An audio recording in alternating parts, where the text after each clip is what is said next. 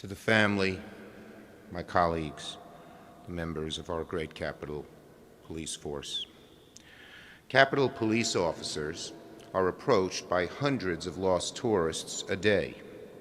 If you were one of the lucky ones, you'd bump into Officer Billy Evans.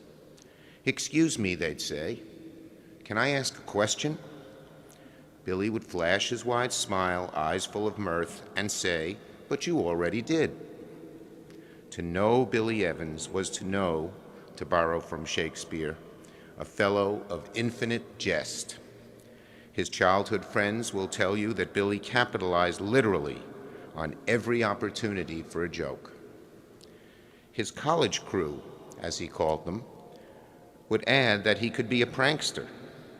His bowling crew and his band crew would say just the same.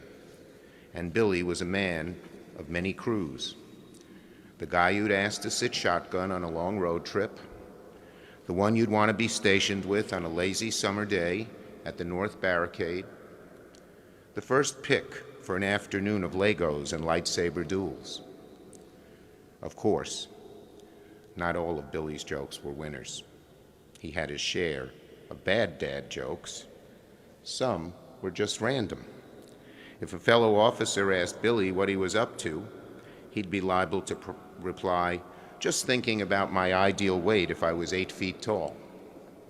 A fellow of infinite jest, who wrung joy and laughter out of life's smallest moments.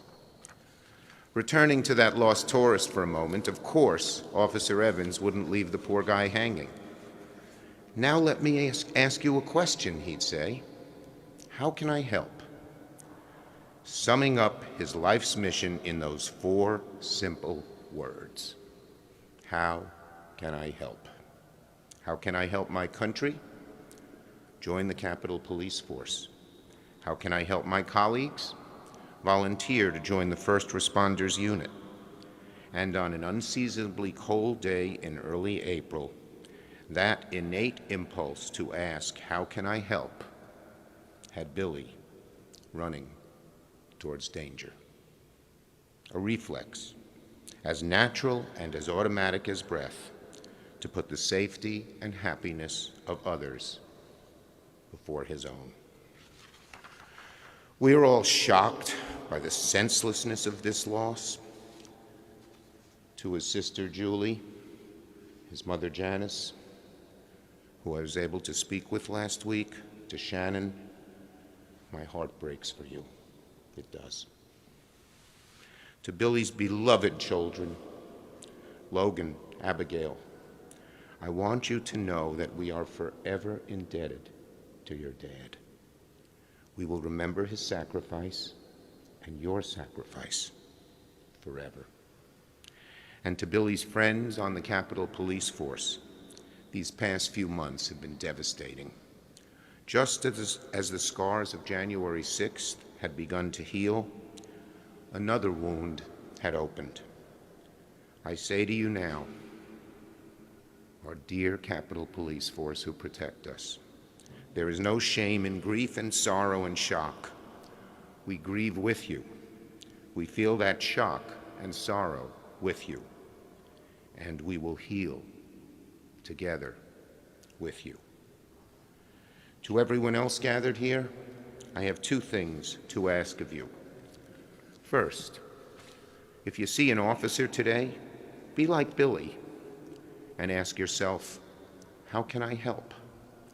Be like Billy and be a comfort to all who are lost, to all who continue to recover from wounds, seen and unseen, in the wake of these tragedies. And second,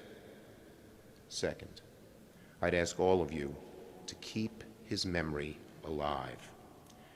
In the Jewish faith, we say, may their memory be a blessing. A blessing is something we remember and share and speak aloud. Those of you who remember Billy need to speak his name, tell his stories, tell his jokes, even the bad ones, especially the bad ones, to keep his memory alive. to make sure his young children grow up knowing their dad and remembering him as the hero and loving father he was. Today, we are hollow with loss, but one day, Billy's memory will feel like a blessing. If, through all of life's tragedies, Billy could search every moment for that spark of joy, so can we. Rest in peace, William. May your memory be a blessing.